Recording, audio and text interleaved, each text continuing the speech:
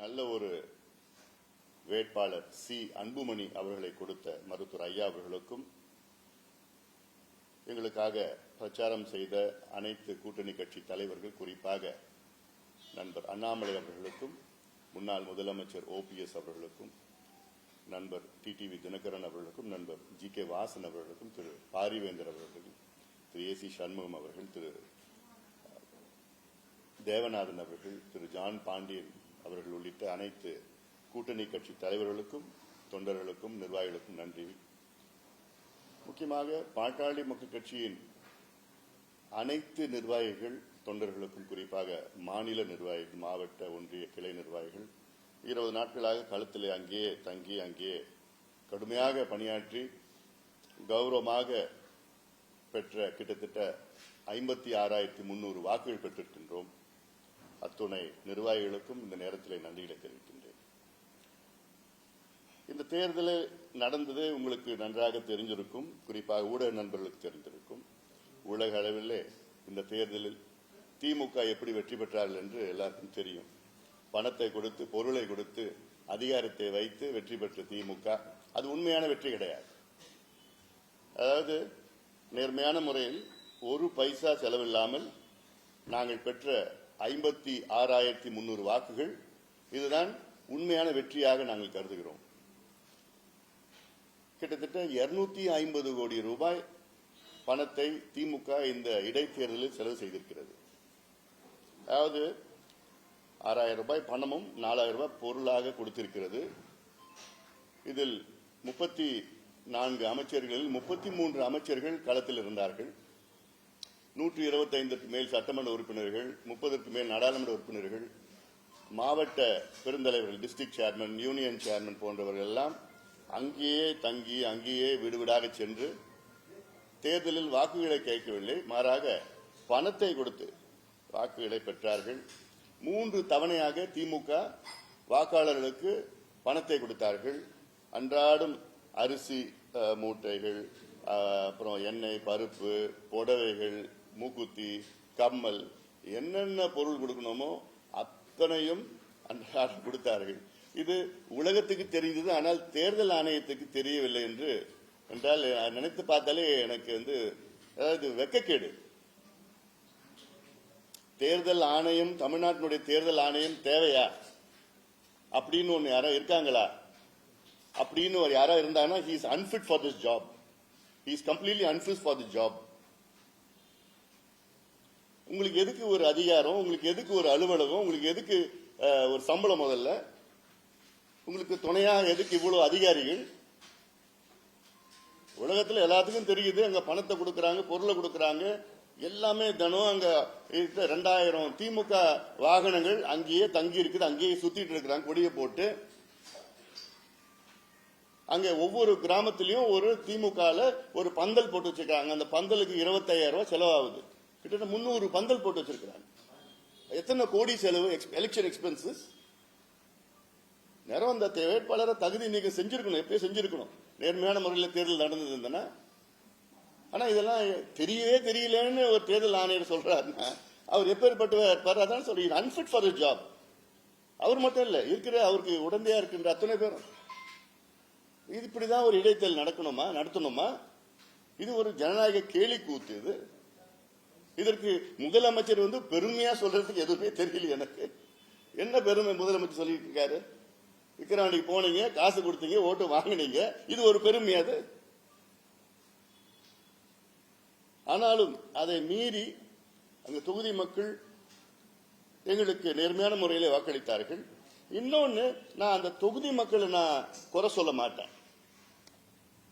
ஏன்னா விக்கிரவாண்டி தொகுதி தமிழ்நாட்டில் மிக மிக மிக மிக ஒரு பின்தங்கிய ஒரு தொகுதி. அது இந்த மாவட்டம், விழுப்புரம் மாவட்டம் ஒரு பின்தங்கிய மாவட்டம். அதுல வாழ்வாதாரம் கிடையாது, விவசாயம் வானம் பார்த்த பூமி, வேலை வாய்ப்பு கிடையாது, தொழிற்சாலை கிடையாது. தமிழ்நாட்டிலே அதிக தனிநபர் வருமானத்துல கடைசியில் இருக்கிற மாவட்டம். பெர் கேபிட்டா தலை வருமானம் சொல்றது அது கடைசியில் இருக்கிற பகுதி. அவங்களுக்கு 500 ரூபாய் பெரிய பணம்.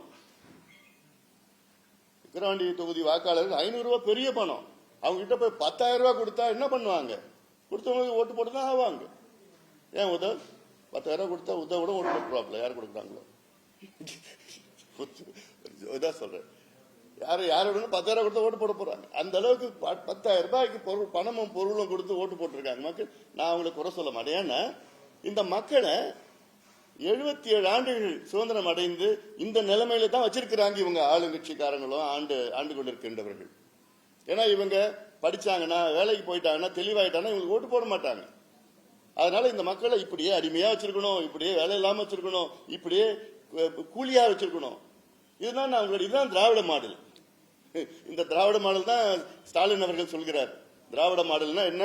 தமிழ்நாட்டின் மக்கள் அடிமையா கூலியா வச்சிருக்கணும், பிச்சைக்காரனா வச்சிருக்கணும். அப்பதான் தேர்தல் நேரத்தில் கையேந்தி காசு வாங்கிட்டு அவங்களுக்கு ஓட்டு போடுவாங்க. இதுதான் திராவிட மாடல். இதுதான் விக்கிரவாண்டியில நடந்து திராவிட மாடல். இது அவங்க நிர்வாகத்துக்கு வெற்றி கிடையாது. திமுக அவங்களுடைய ஆட்சிக்கோ முதலமைச்சருக்கோ அவங்க செய்த நிர்வாகத்துக்கு எல்லாம் கிடையாது. கொடுத்த பணத்துக்கு மக்கள் அங்கே விசுவாசமா இருந்தார்கள். அதனால வெற்றி பெற்றிருக்கார்கள். அவ்வளவுதான். அதனால இடைத்தேர்தல் அது தமிழ்நாட்டில் அது அவாய்டு. அதாவது இப்படி ஒரு ஜனநாயக படுகொலை அது தவிர்க்கலாம். இது ஒரு பக்கம். அதனால இந்த தேர்தலில் மீண்டும் சொல்வது, இது எங்களுக்கு ஒரு சுயமரியாதையுடன் நாங்கள் பெற்ற வாக்குகள், ஒரு கௌரவமாக நாங்கள் பெற்ற வாக்குகளாக நாங்கள் பார்க்கின்றோம். அதை நான் கம்பேர் பண்ணல. ஆனாலும் கடந்த இடைத்தேர்தல், ஈரோடு இடைத்தேர்தலில் அதிமுக பாஜக கூட்டணி அவங்க 2 பேரும் சேர்ந்து வாங்கின வாக்குகள் 43,000 வாக்குகள் வாங்கியிருக்கிறாங்க. இந்த தேர்தலில் நாங்கள் வாங்கின வாக்குகள் 56,300 வாக்குகள் நேர்மையான முறையில் நாங்கள் உழைத்து பெற்ற வாக்குகளாக நாங்கள் பார்க்கின்றோம். ஆனா இந்த இடைத்தேர்தல் இவங்க இந்த பர்சன்டேஜ், அவங்க அந்த பர்சன்டேஜ், இவங்க ஓட்டு இங்க போச்சு, அந்த ஓட்டு எங்க போச்சுன்னு அனாலிசிஸ் தயவுசெய்து பண்ணாதீங்க. இது வேஸ்ட். ஏன்னா மொத்தம் காசு கொடுத்தாங்க, ஓட்டு போட்டாங்க. யார் வேணா ஓட்டு போடுவாங்க. இப்போ ஒரு உதாரணம், ஜெயலலிதா அம்மையார் இருந்த நேரத்தில் அதிமுக ஒரு ஓட்டு கூட திமுக போட மாட்டாங்க. ஏன்னா அவங்களுடைய ஜென்ம எதிரி. எம்ஜிஆர் கட்சி தொடங்கினதுக்கு காரணம் திமுக ஒழிக்கிறது தான் தொடங்கினார். ஆனாலும் இப்போ அவங்க அதிமுக காசு கொடுத்து ஓட்டு போட்டிருக்காங்க, திமுக ஓட்டு போட்டிருக்காங்க. அப்ப நினைச்சுப்பாங்க அந்த நல்ல. அதில் இட்ஸ் ஃப்ரீ பை எலெக்ஷன். இது இதுக்கும் பொது தேர்தலுக்கும் சம்பந்தமே கிடைக்க போறது. பொது தேர்தலில் ஒட்டுமொத்தமா அத்தனை அமைச்சர்கள் ஒரே தொகுதியிலையும் எம்எல்ஏக்கள், எம்பிக்கள், சேர்மன் எல்லாம் தங்கி அங்கே பணம் எல்லாம் கொடுக்கறதுக்கு ஒரு சூழலாம் இருக்க போறது கிடையாது. அதனால அடுத்த தேர்தல் நிச்சயமாக பொது தேர்தல் இதுக்கும் சம்பந்தமே இருக்க போறது கிடையாது. மீண்டும் வாக்களித்த வாக்காளர்களுக்கும் எங்கள் கட்சி கூட்டணி தலைவர்கள், நிர்வாகிகளுக்கும், எல்லாத்துக்கும் மேல் பாட்டாளி மக்கள் கட்சியினுடைய அடிமட்ட தொண்டர்கள், அங்கேயே தங்கி அங்கே தொண்டர்களுக்கும் நிர்வாகிகளுக்கும் மீண்டும் என்னுடைய நன்றிகளை இந்த நேரத்தில் நான் தெரிவிக்கின்றேன்.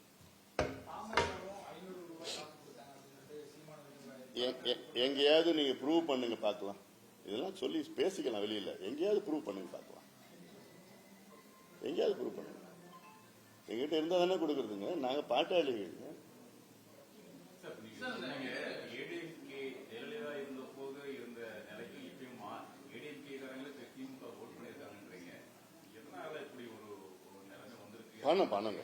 பணத்தை தான். அதெல்லாம் நான் மீண்டும் சொல்றேன். அங்க தொகுதியில் உள்ள வாக்காளர்ல நான் தப்பு சொல்ல மாட்டேன். ஏன்னா இவ்வளவு பணம் கொடுக்கறாங்க. ஏன்னா அவங்கள பார்த்தா ஏழ்மையான ஒரு சூழல். கூலியா இருக்கிறாங்க, வருமானம் கிடையாது, விவசாயமும் கிடையாது, அங்க பாசன திட்டங்களும் கிடையாது. விவசாயத்தை நம்பியிருக்காங்க, வனம் பார்த்த பூமி நம்பியிருக்காங்க. அதனால அவங்களுக்கு 10,000 ரூபாய் பெரிய பணமா? யாருக்கு வேணா 10,000 ரூபாய் பெரிய பணம். அந்த தொகுதியில் அவங்க வாங்கியிருக்கிறாங்கன்னா, அது இல்லாம அவங்களுக்கு போய் மிரட்டி, நீ ஓட்டு போட்டியா போடலையா, நாங்க வீடியோ வச்சு பார்த்தோம், கேமரால பார்த்தோம், நாங்க போடல, நீ பணம் திருப்பி கொடு, இப்படி எல்லாம் போய் அவங்கள போய் துன்புறுத்தி இருக்கிறாங்க. எல்லாம் வீடியோஸ் எல்லாம் நாங்க பார்த்தோம். நாங்க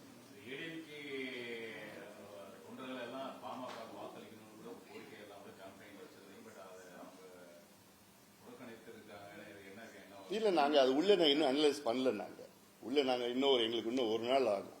அது யார் யார் எந்தெந்த பூத்துல எப்படி ஓட்டு எங்களுக்கு வந்திருக்கு, யார் போட்டிருக்கா, அது அவங்க எந்தெந்த ஓட்டு அப்படின்னு நாங்க இன்னும் அனலைஸ் பண்ணிட்டு நான் அது உங்க கேள்விக்கு பதில் சொல்லுவேன்.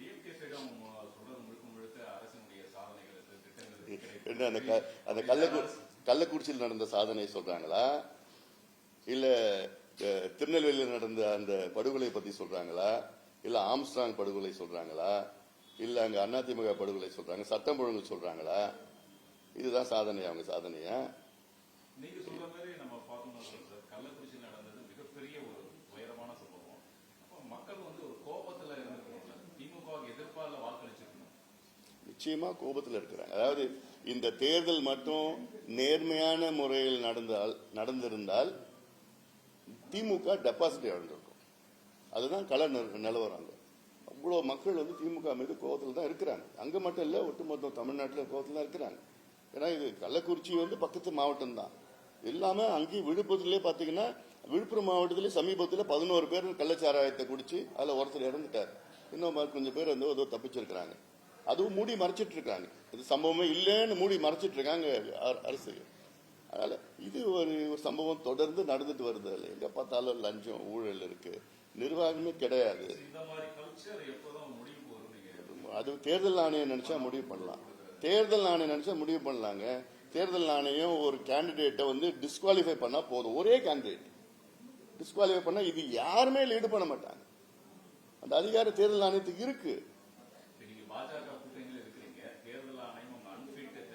இங்க நான் தமிழ்நாடு பத்தி சொல்லிட்டு இருக்கிறேன். நான் தமிழ்நாடு தான் நடத்திட்டு இருக்கிறாங்க. இங்க அங்க ஒரு ரிட்டர்னிங் ஆபீசர் இருக்காரு. அவர் வந்து டிஆர்ஓ நினைக்கிறேன். அவர் என்ன பண்ணுவாரு? அவருடைய அமைச்சர் அங்க வந்து வராரு. அமைச்சர் மீது கம்ப்ளைண்ட் பண்ண முடியுமா டிஆர்ஓ? அவர் பாவம் என்ன நடக்குதுன்னே தெரியல. அவரு புகார் கொடுக்கிறோம், பணம் கொடுக்குறாங்க போறோம் இல்லைங்க அப்படிங்களான்னு கேட்கிறாரு. ஏங்க உங்களுக்கே தெரியலையா? உங்க வீட்டுக்கும் பணம் வந்ததுன்னு சொன்னோம். வேற எப்படி வீடியோ இருக்கு. ஒரு திமுக நிர்வாகி பணம் கொடுக்கிறாரு, பணமே கொடுக்கிறாரு, திமுக சிம்பிள் வச்சுக்கிட்டு பணம் கொடுத்துட்டு இருக்காரு, ஓட்டு போடுங்கன்னு வீடியோ இருக்கு, ஆதாரம் இருக்கு. போய் கம்ப்ளைண்ட் கொடுக்கணும். இது வரைக்கும் எஃப்ஐஆர் பண்ண போடல.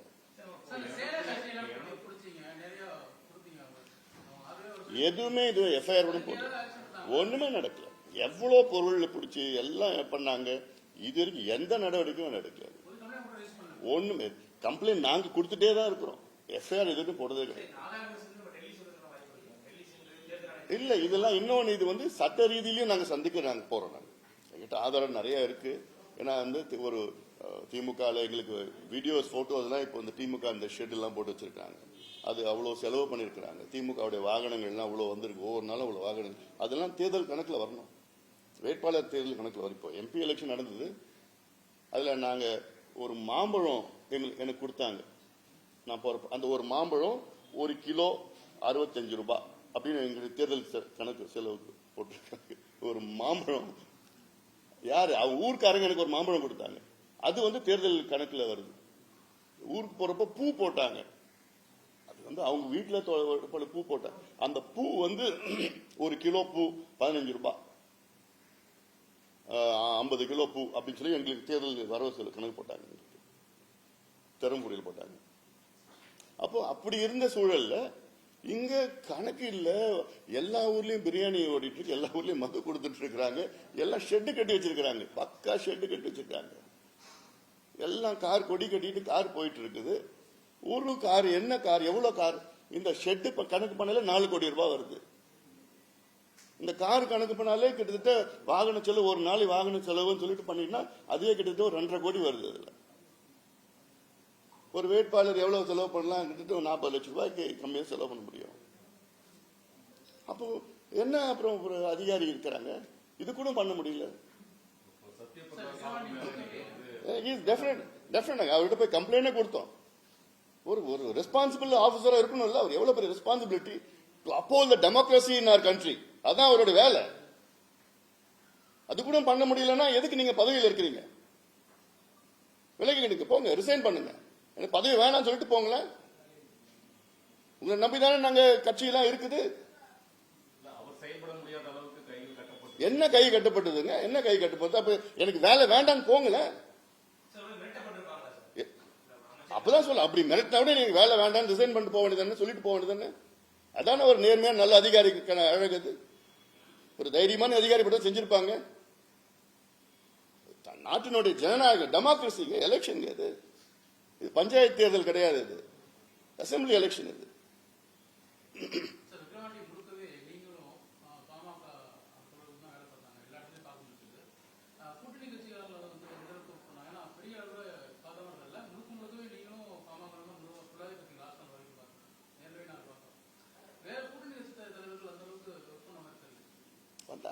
கூட்டணின்னா அப்படிதான் இருக்கும். அது வந்தாங்க, வந்து பிரச்சாரம்லாம் பண்ணியிருந்தாங்க.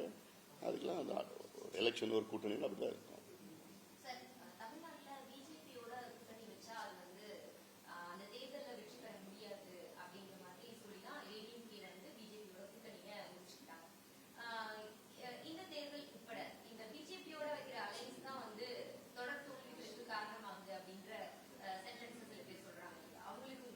இல்லை, ஒரு பை எலெக்ஷனை வச்சு நம்ம எந்த தேர்தலுடைய முடிவுகள் அது வந்து எடை போட முடியாது.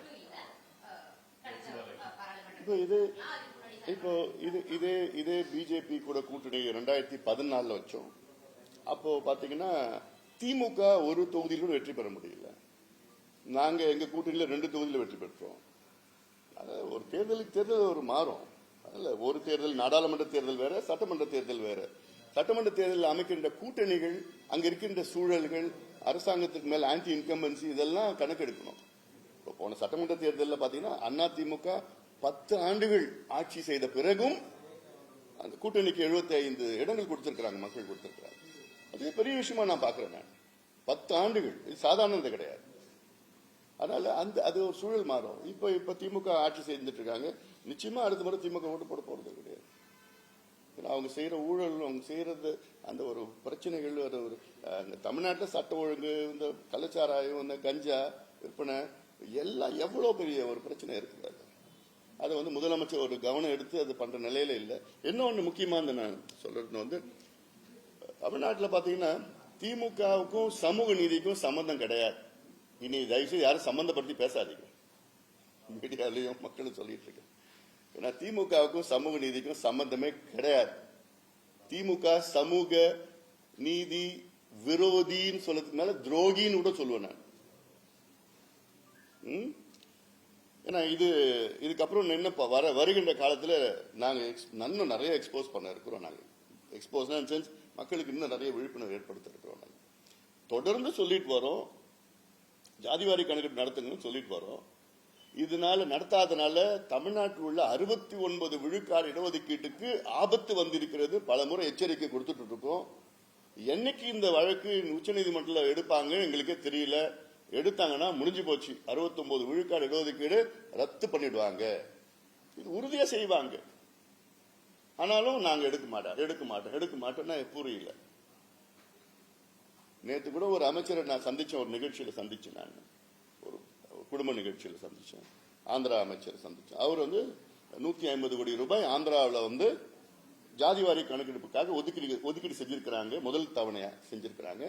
இதுக்கப்புறம் தேவைப்பட்டா இன்னும் ஒரு 200 கோடி ரூபாய் நாங்க ஒதுக்கீடு செய்வோம்னு சொல்லிட்டு இருந்தாரு. அப்போ ஆந்திராவில் எடுக்கிறாங்க, தெலுங்கானா எடுத்துட்டு இருக்கிறாங்க, ஒரிசால எடுத்துட்டு இருக்கிறாங்க, கர்நாடகால முடிச்சாங்க, ஜார்க்கண்ட்ல எடுக்க தொடங்கி இருக்கிறாங்க, பீகார் எடுத்து முடிச்சு அது வந்து பீகாருடைய உயர்நீதிமன்றமும் அது வந்து உறுதி செஞ்சிருக்கு, உச்சநீதிமன்றமும் உறுதி செஞ்சிருக்கிறாங்க. அது தடை செய்யல. ஆனா முதலமைச்சர் ஸ்டாலின் அவர்களுக்கு மட்டும்தான் இது தெரியாதான். இந்தியாவில் எல்லா மாநிலத்துக்கும் தெரியுது. ஆனா ஒரே ஒருத்தர் தெரியலையா, முதலமைச்சர் ஸ்டாலின் அவர்களுக்கு அதிகாரமே இல்லப்பா, எங்களுக்கு மத்திய அரசு தான் செய்யணும். அது பாவம், அவர் சொல்லத்தான் சொல்ல போறாங்க. இப்படி ஒரு லா மினிஸ்டர் தமிழ்நாடுக்கு தேவையா? இது கூட தெரியாத அவருக்கு, ஒரு சட்ட அமைச்சர் கூட தெரியாதா? அப்ப பீகார்ல நடந்தது என்னன்னு வச்சுக்கலாம். அப்ப அதை அவர்கிட்ட தான் கேட்கணும். பீகார்ல நடந்தது என்ன, அது ஏன் தடை பண்ணலையே, அது என்னன்னு சொல்லி கேட்கணும். அவங்க கூட்டணி தானே ஆந்திராவில் இருக்காங்க, திமுக கூட்டணி தானே ஆந்திராவில் இருக்கிறாங்க. அவங்க கூட்டணி அங்க ஆந்திராவில் ஆரம்பிச்சுட்டாங்க.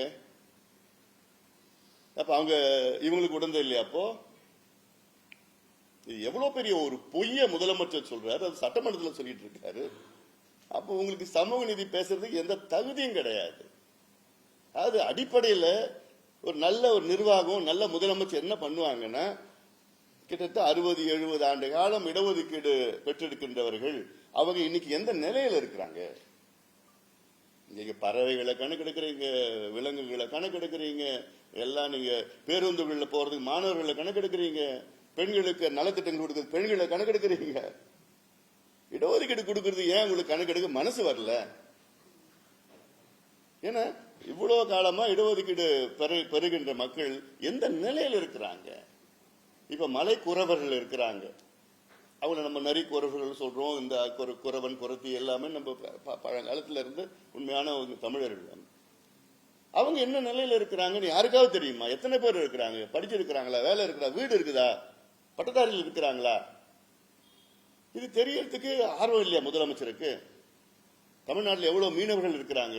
மீனவர்களுக்கு வீடு இருக்கா? குடிசையில் இருக்கிறாங்களா? படிச்சிருக்கிறாங்களா? படகுகள் இருக்கா? வலை இருக்குதா? வீட்டுல கழிப்பறைகள் இருக்கா? அது கணக்கெடுக்கிறது மனசு இல்லையா முதலமைச்சருக்கு? இது தெரிஞ்சுக்கிறது கூட முதலமைச்சருக்கு மனசு இல்லைன்னா அப்புறம் என்ன முதலமைச்சர்?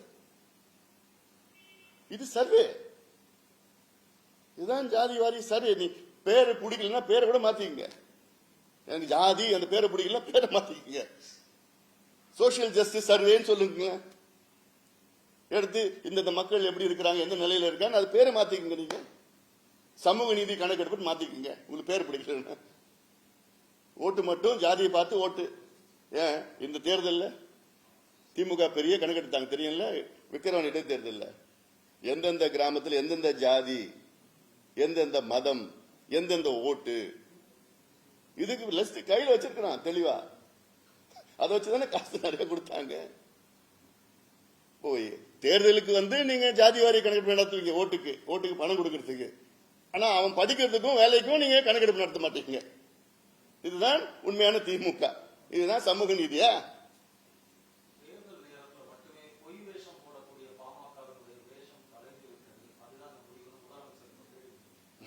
என்ன நாங்க பொய் வேஷம் போட்டோம்னு புரியல எங்களுக்கு. ஏன் கள்ளக்குறிச்சியில 67 பேர் இறந்தாங்களே, வந்து பார்த்தார முதலமைச்சர்? இவருக்கு கீழே தானே போலீஸ் இயங்கிட்டு இருக்கு. சட்டம் ஒழுங்கு இவர் தானே பொறுப்பு. இவர் தானே பொறுப்பு எடுத்துக்கணும். 67 பேர், அல்ல 67 பேர் 60 பேர் பட்டியலினத்தை சார்ந்தவர்கள், தாழ்த்தப்பட்ட மக்கள். வந்து பார்த்தாரா? இல்ல யார் வேஷம் போடுறான்னு தெரியல எனக்கு.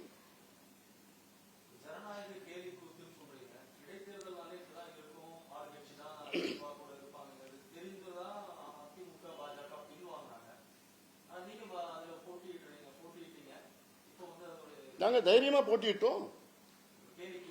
இல்ல ஆமா, அப்ப என்ன எதிர்பார்ப்பு என்ன? எனக்கு நியாயமா தேர்தல் நடக்கணும்னு எதிர்பார்ப்பு இருக்கு. அப்ப இப்படியே போயிடுச்சுன்னா என்ன செய்யணும்? நம்ம யாராவது அங்க போய் ஒரு சொல்லணும்ல, இது செய்தி சொல்லணும்ல. இது நாங்க களத்துல தைரியமா களத்துல போட்டிட்டோம், தைரியமா இறங்கணும், தைரியமா போட்டிட்டோம். நாங்க ஒரு கௌரவமான வாக்குகள் நாங்க பெற்றோம். நேர்மையான முறையில், நியாயமான முறையில் வாக்குகள் நாங்கள் பெற்றோம். நிச்சயமாக நாங்கள் அனைத்து கட்சிகளையும் அனைத்து இயக்கங்களையும் சார்ந்தவர்களை சந்தித்து மிகப்பெரிய முறையில் ஒரு விழிப்புணர்வு முதல்ல ஏற்படுத்தி அப்புறம் போராட்டங்கள்லாம் நாங்கள் நடத்த போறோம். இது தமிழ்நாட்டினுடைய எதிர்காலம். தமிழ்நாட்டினுடைய இளைஞர்களுடைய வேலைவாய்ப்பு, படிப்பு, வேலைவாய்ப்பு சம்பந்தமானது, சமூக நீதி சம்பந்தமானது. முக்கியமான பிரச்சனையா நான் பாக்குறேன். எல்லா கட்சியும் சார்ந்தவர்கள் நாங்கள் சந்திச்சு இதுதான் பிரச்சனை, 69 விழுக்காடு இடஒதுக்கீடு ஆபத்து இருக்கு, அதனால இது நடத்தணும், சமூக நீதிக்காக நடத்தணும் அப்படின்னு சொல்லிட்டு நிச்சயமா நாங்க சந்திச்சு நாங்க ஒரு போராட்டங்கள், விழிப்புணர்வு நிறைய செய்ய போறோம்.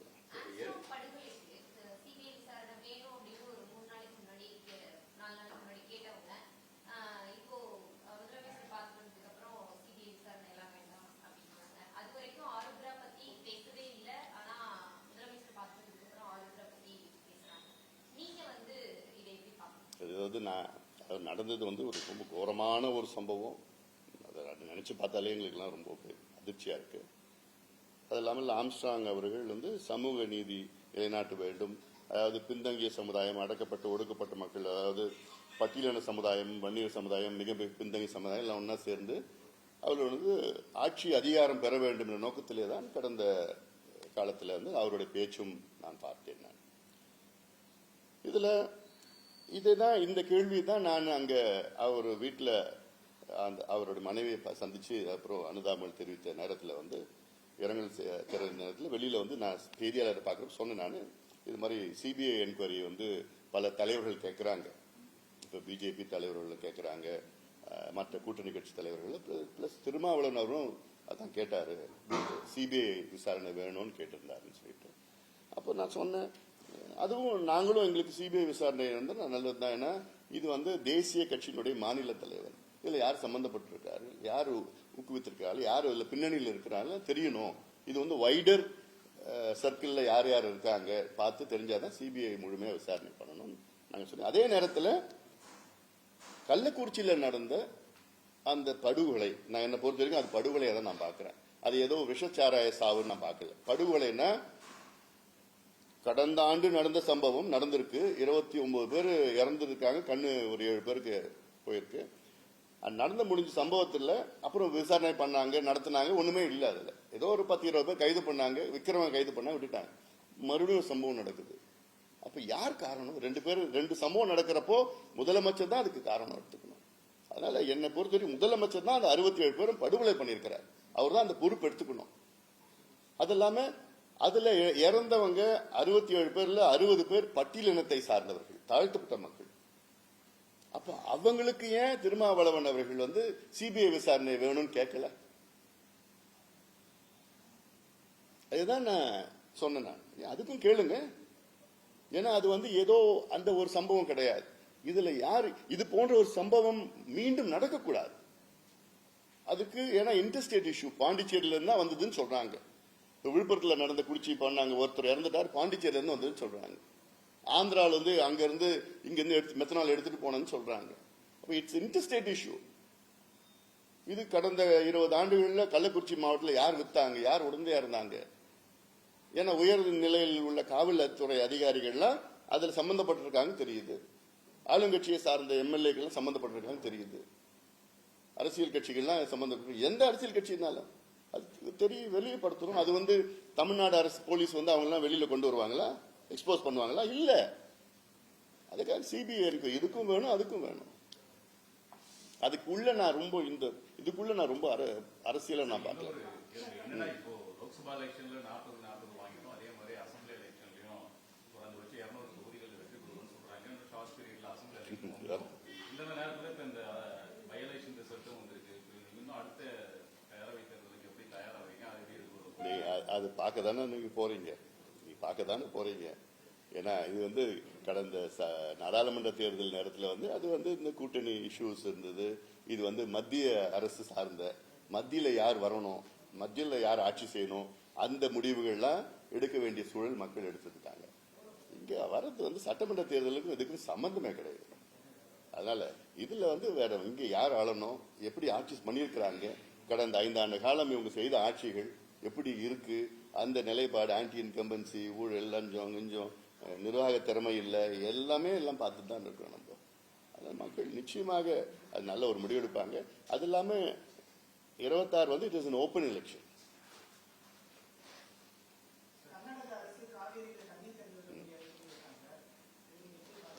இது மிகப்பெரிய ஒரு துரோகமா நான் பாக்குறேன். நான் மத்திய காவேரி ஆணையம் வந்து கர்நாடக அரசிடம் ஒரு டிஎம்சி தான் கேட்டிருக்கோம், ஒரு டிஎம்சி தண்ணி திறந்து விடுங்கன்னு. ஏன்னா அங்க கபினி, ஹாரங்கி, ஹேமாவதி, கேஆர்எஸ் எல்லாம் பாத்தீங்கன்னா கிட்டத்தட்ட வந்து 72 டிஎம்சி கொள்ளளவு இருக்கு. 4 அணைகள்ல இருக்கிறதுக்கு தண்ணி மட்டும் வந்துட்டு தான் இருக்கு. இன்னும் அதுல ஒரு டிஎம்சி கொடுக்கறதுக்கு மனசு இல்லைன்னா இவங்க என்ன சட்டத்தை மதிக்கிறாங்க, என்ன உச்சநீதிமன்ற தீர்ப்பு மதிக்கிறாங்க, என்ன ஜனநாயகத்தை மதிக்கிறாங்க? நம்ம உடனடியாக உச்சநீதிமன்றம் போகணும். அங்க வழக்கு போட்டு அவசர நிலை, ஏன்னா இங்க குறுவை முடிஞ்சு போச்சு, முடிச்சுட்டாங்க. வருஷம் கிட்டத்தட்ட 3 ஆண்டுகள் வந்து ஜூன் 12ஆம் தேதி வந்து அங்க மேட்டூர் அணை திறந்தா குறுவை சாகுபடி அதுக்காக ஏதுவாக இருந்தது. இன்னைக்கு இல்ல. 5.5 லட்சம் ஏக்கர்ல பார்த்தா இன்னைக்கு கிட்ட 2.5 லட்சம் ஏக்கர் தான் குறுவை சாகுபடி. அல்ல இது நிச்சயமா என்னென்ன வகையில் அழுத்தம் கொடுக்கிறோமோ நாங்க நிச்சயமா செய்வோம். நாங்க அங்க இருக்கின்ற நீர்வளத்துறை அமைச்சர் இருக்கிறாங்க, எல்லாம் போய் பார்ப்போம். நாங்க எங்க சார்பில் நாங்க நிச்சயமா அழுத்தம் கொடுக்க போறோம். ஆனா மாநில அரசு கடமை என்ன, மத்திய அரசையும் போய் கேட்கணும். அது இல்லாம கர்நாடகா முதலமைச்சரை போய் சந்திக்கணும். சந்திங்க. சந்திரபாபு நாயுடு போயிட்டு அங்க போய் ரேவண்ணா முதலமைச்சர் போய் சந்திச்சார்ல, சந்திச்சு நமக்கு கொஞ்சம் தண்ணி கொடுங்க, எல்லாம் போய் பேசுங்க. பேசி, ஏன்னா இவங்க கூட்டணி தானே இருக்கிறாங்க, திமுக கூட்டணி தானே இருக்கிறாங்க, காங்கிரஸ் அங்க எலெக்ஷன் மட்டும்தான் கூட்டணியா? பேசுங்க. கேரளாவில் போய் இவங்க கூட்டணிலாம் இருக்காங்க, கேரளாவில் போய் பேசுங்க. இப்ப பேசாம இன்னும் 2 வருஷத்துக்கு அப்புறம் பேச போறீங்களா? எப்ப பேசுவீங்க?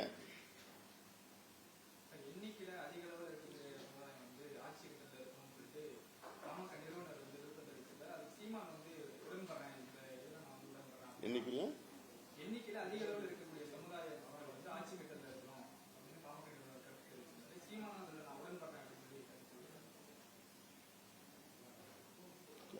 மக்கள் யாரு விரும்புறாங்களோ நிச்சயமா மக்கள் போடுற வாக்கு ஓட்டு தானே அதெல்லாம்.